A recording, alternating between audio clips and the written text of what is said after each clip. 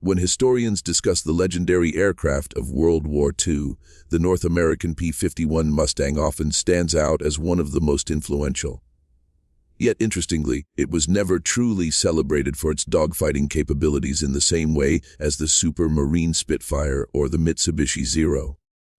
The Mustang, at its core, was not designed to twist and turn in tight aerial battles, but rather to excel in speed, range, and high-altitude performance. This raises the critical question: if the P-51 was not an exceptional dogfighter, how did it still manage to play such a decisive role in winning the air war over Europe? The answer lies in understanding the broader scope of air combat strategy during the Second World War. The Allies did not need another nimble-turn fighter. They needed a long-range escort fighter that could accompany heavy bombers deep into enemy territory, defend them from interception, and ensure that Germany's industrial heartland could be attacked without prohibitive losses. By combining the efficient Packard-built Rolls-Royce Merlin engine with a streamlined airframe, the Mustang achieved phenomenal range and speed, which made it the ideal escort platform. Its ability to reach Berlin with the bombers and still engage the Luftwaffe in combat transformed the air war. While German fighters like the Messerschmitt Bf 109 and Focke-Wulf A-190 could turn the Mustang in a close-in fight, they could rarely disengage once the Mustang had the advantage of altitude and energy. In this sense, the P-51's role was not to out-dogfight opponents in a traditional sense, but to deny them the initiative, wear them down, and protect Allied bombers.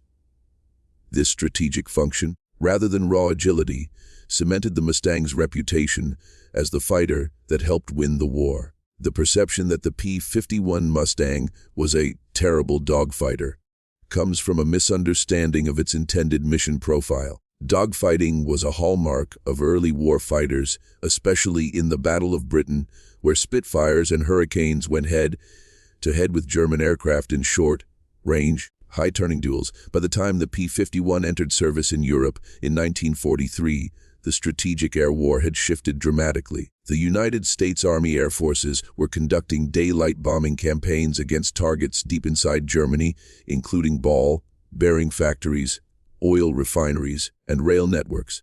These bombers, B-17 Flying Fortresses and B-24 Liberators, were extremely vulnerable to Luftwaffe fighters once they went beyond the range of existing escorts like the P-47 Thunderbolt or the Spitfire.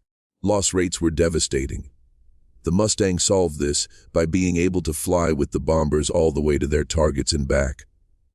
Its ability to stay aloft for hours, with drop tanks extending its range, meant it could finally provide continuous escort. This function reduced bomber losses dramatically and simultaneously wore down the Luftwaffe. Instead of engaging in countless turning duels, the Mustang's job was to attack interceptors before they reached the bombers, using its speed and firepower to break up enemy formations. In this sense, it did not need to be the best at dogfighting. It needed to deny the Germans the chance to strike effectively. That role was executed brilliantly. One of the most misunderstood aspects of the P-51 Mustang's success is its energy fighting capability.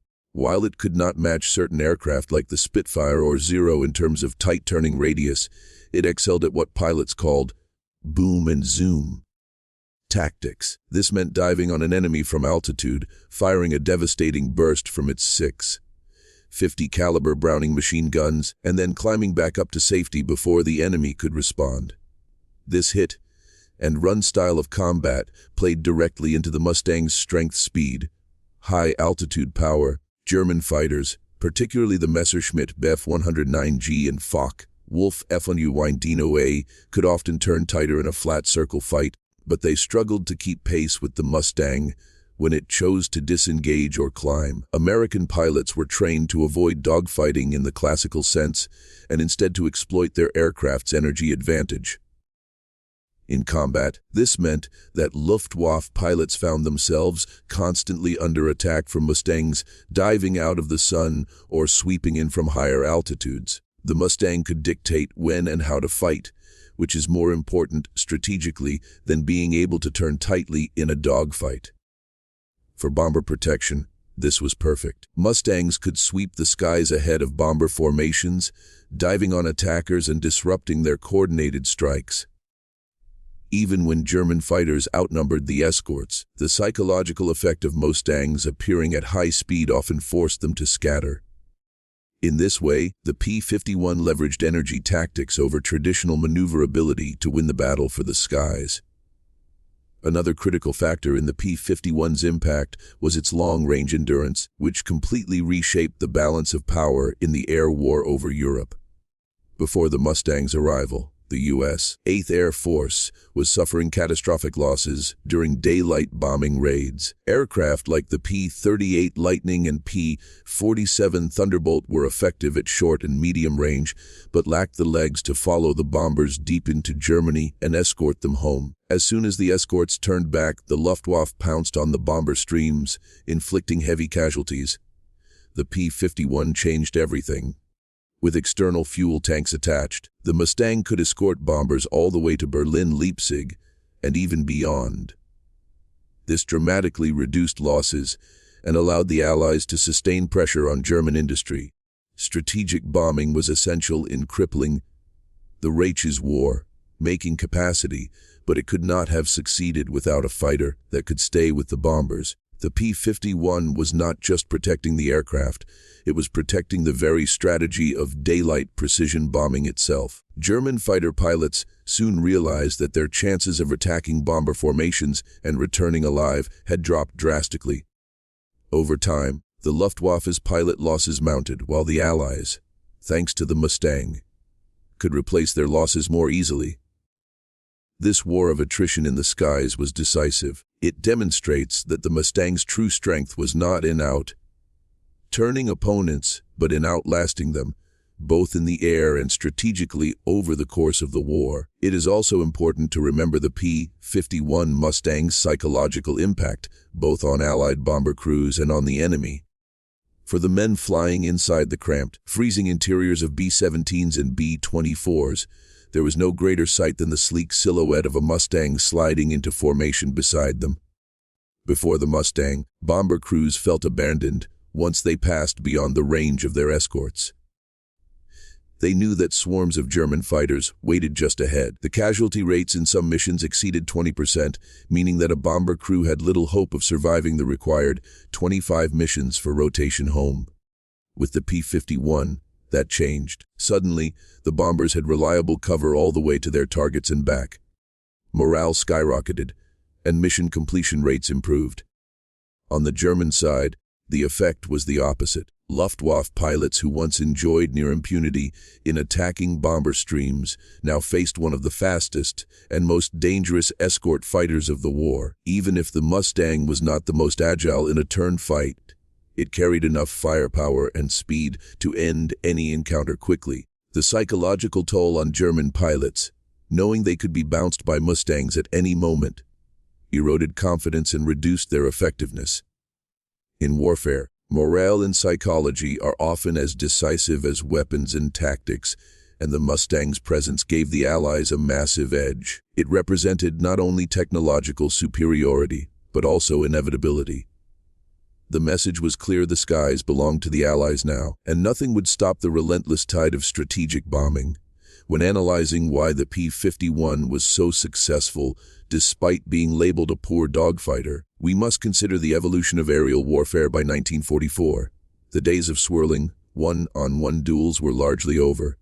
Instead, the air war became a contest of formations, strategy, and endurance. German pilots were often thrown into combat with overwhelming numbers against bomber formations protected by disciplined escort groups. In this environment, raw maneuverability was far less important than speed, climb rate, and firepower. The Mustang embodied all three. Armed with 6.50 caliber Browning machine guns, it could unleash a lethal volume of fire in a short burst, sufficient to shred most Luftwaffe fighters or even damage heavy bombers like the Ju-88 or He-111. Its high-altitude performance, courtesy of the Rolls-Royce Merlin engine, allowed it to operate where the Luftwaffe struggled. German planes like the Fu-190 lost significant power at higher altitudes, giving the Mustang the advantage in engagements above 25,000 feet. This allowed American pilots to patrol effectively in the altitude bands where German interceptors were forced to climb to reach the bombers. By operating at these altitudes, the Mustang robbed the Luftwaffe of initiative. Even if the Mustang was not a nimble dogfighter, its ability to dominate high-altitude engagements ensured the Allies' bombing campaigns could proceed with reduced opposition. This dominance was strategic rather than tactical, but it is what ultimately mattered in the broader war effort. When analyzing why the P-51 was so successful despite being labeled a poor dogfighter, we must consider the evolution of aerial warfare by 1944. The days of swirling, one-on-one duels were largely over. Instead, the air war became a contest of formations, strategy, and endurance. German pilots were often thrown into combat with overwhelming numbers against bomber formations protected by disciplined escort groups. In this environment, raw maneuverability was far less important than speed, climb rate, and firepower. The Mustang embodied all three. Armed with 6.50 caliber Browning machine guns, it could unleash a lethal volume of fire in a short burst, sufficient to shred most Luftwaffe fighters or even damage heavy bombers like the WWII or He-111. Its high-altitude performance, courtesy of the Rolls-Royce Merlin engine, allowed it to operate where the Luftwaffe struggled. German planes like the Fu-190 lost significant power at higher altitudes, giving the Mustang the advantage in engagements above 25,000 feet. This allowed American pilots to patrol effectively in the altitude bands where German interceptors were forced to climb to reach the bombers. By operating at these altitudes, the Mustang robbed the Luftwaffe of initiative. Even if the Mustang was not a nimble dogfighter, its ability to dominate high-altitude engagements ensured the Allies' bombing campaigns could proceed with reduced opposition. This dominance was strategic rather than tactical, but it is what ultimately mattered in the broader war effort. From a strategic perspective, the P-51 also contributed to one of the most important aspects of Allied victory, the systematic destruction of the Luftwaffe's experienced pilot corps. By 1943, Germany still possessed many of the finest fighter aces of the war, men like Erich Hartmann, Gerhard Barkhorn, and June Enther-Roll. These pilots inflicted heavy losses on Soviet, British, and American airmen, but once the P-51 entered combat, the balance began to shift. The Mustang's ability to stay with the bombers all the way to their targets meant that German fighters could no longer rely on attacking bombers unopposed. Every mission became a gamble, and the losses began to mount. The Luftwaffe could still produce high-quality aircraft, but it could no longer replace its best pilots at the rate they were being lost. In contrast, the Allies could train and deploy thousands of pilots, knowing they had the numerical and technological advantage. The Mustang essentially turned every bomber raid into a trap for the Luftwaffe, bleeding them dry in combat they could not avoid.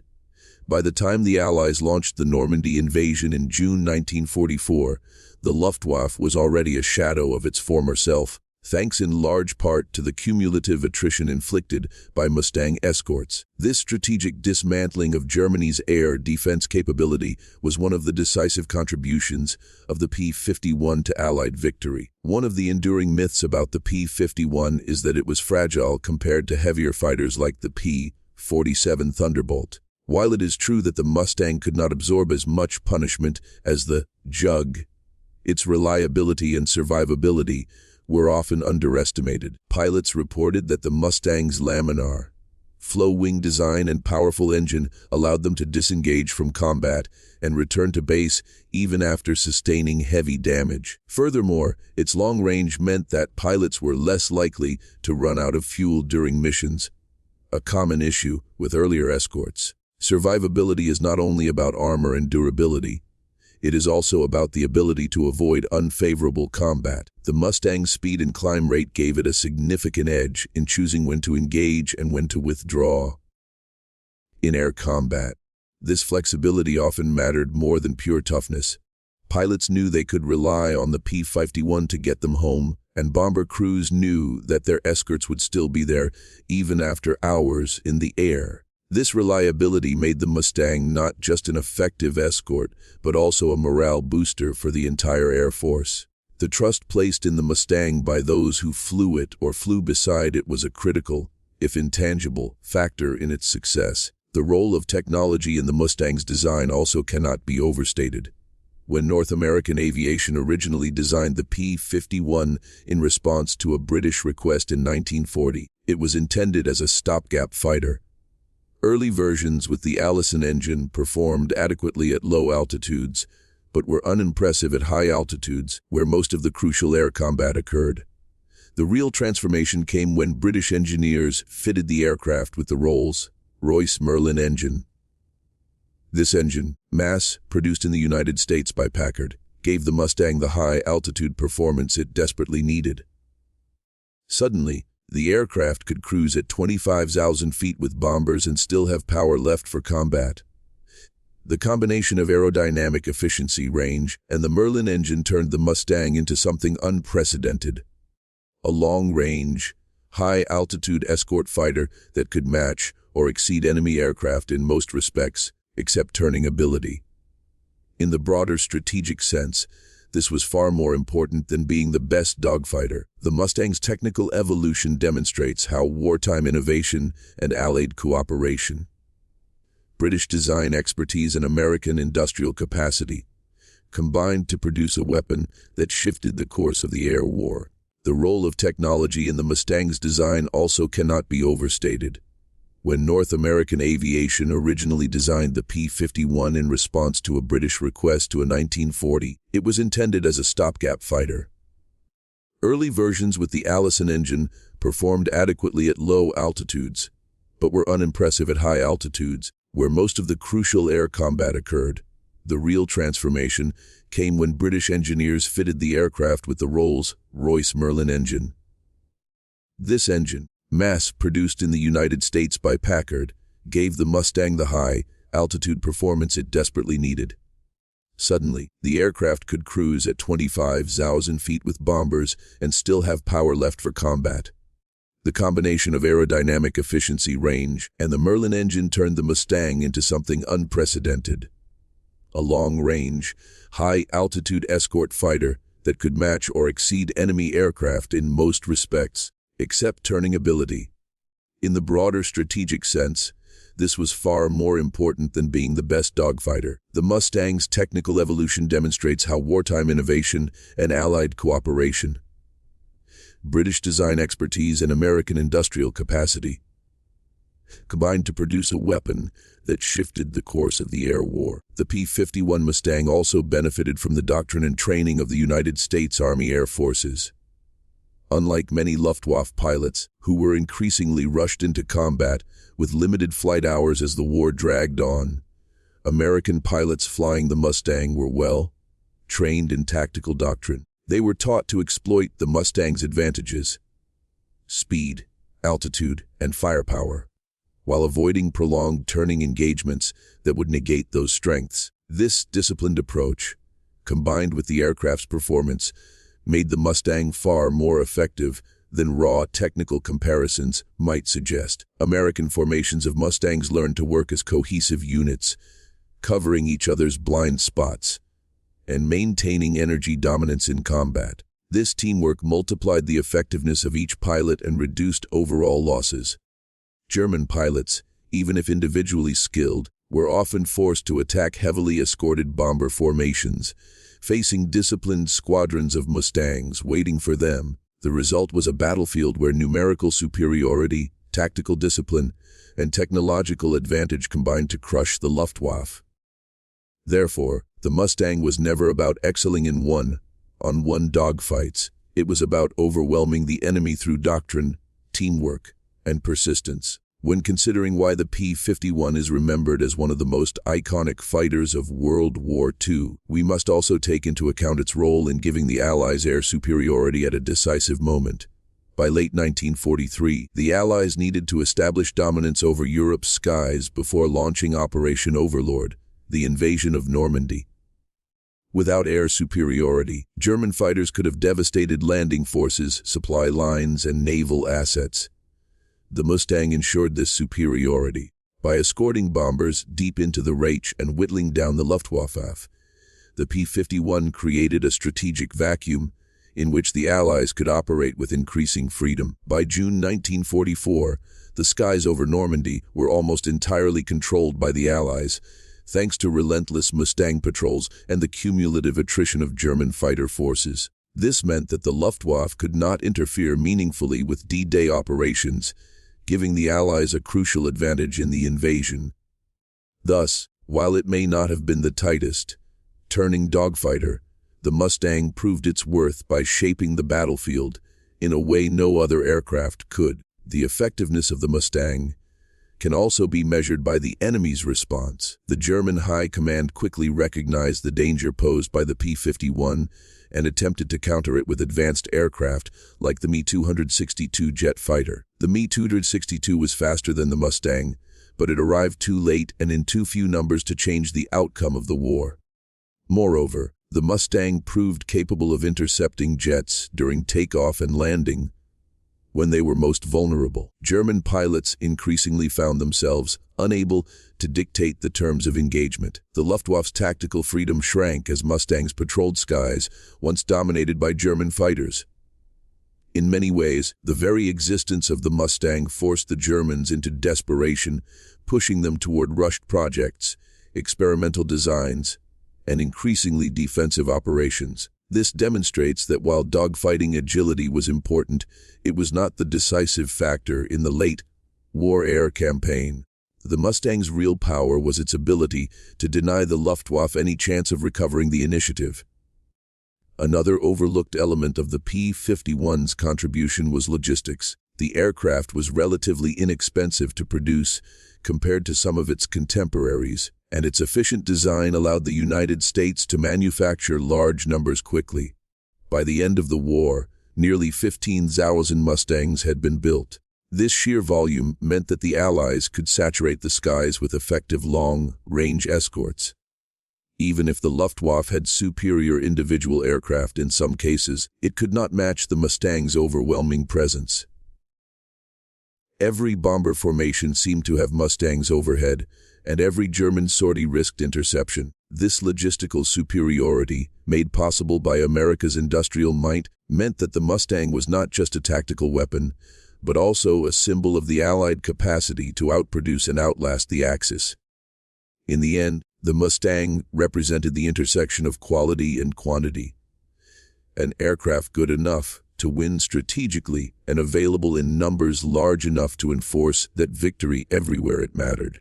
Finally, the legacy of the P-51 Mustang highlights an important lesson about warfare. Perception does not always equal reality. While critics may label it a poor dogfighter because it could not match certain rivals in tight turning duels, this overlooks the broader picture. Wars are not won by single combats but by strategic outcomes.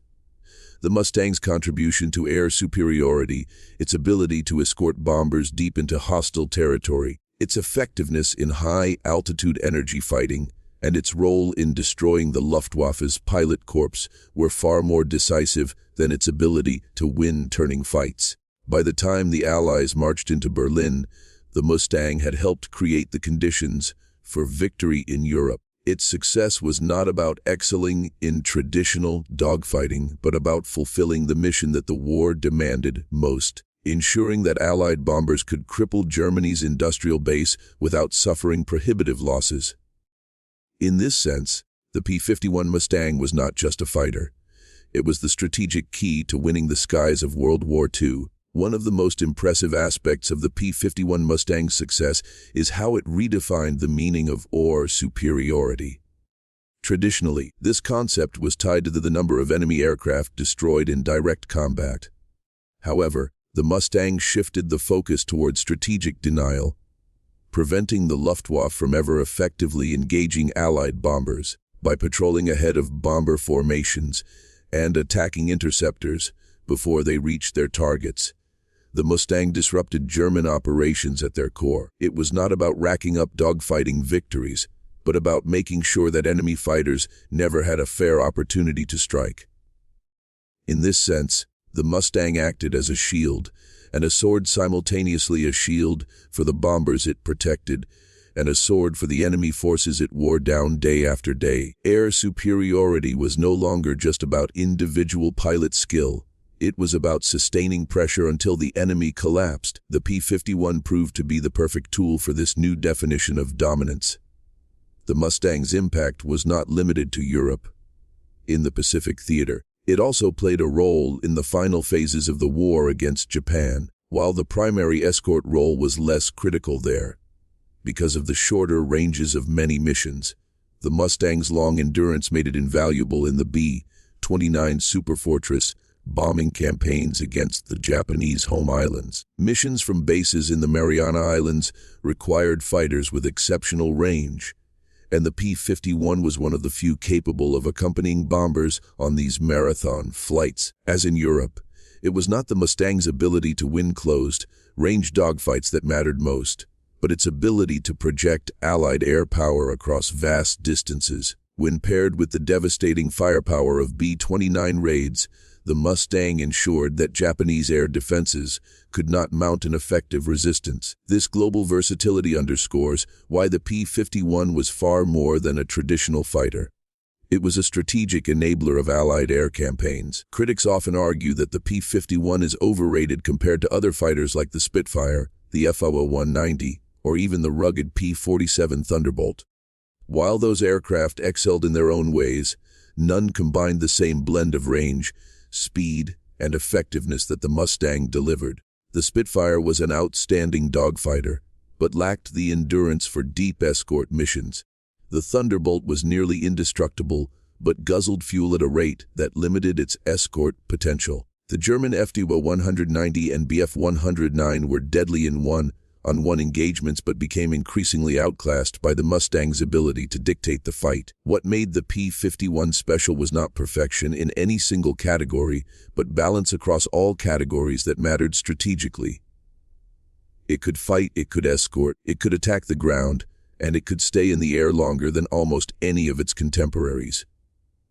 In war, versatility and strategic impact outweigh raw performance statistics, which is why the Mustang remains celebrated today. The P-51 Mustang also became a symbol of Allied cooperation and innovation. It was born from a British request, designed by an American company, powered by a British engine built under license in the United States, and flown by pilots from multiple Allied nations.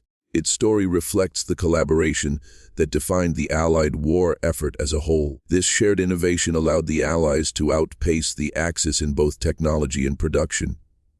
In this sense, the Mustang was not just an aircraft, but also a product of international teamwork. Its reputation as the fighter that won the war carries weight because it encapsulates the spirit of cooperation that allowed the Allies to prevail. Even though it was not the best dogfighter, it was the right plane at the right time, built through the right partnerships, and deployed in the right way. That combination of timing, design, and strategy is why the Mustang is remembered as a war winner.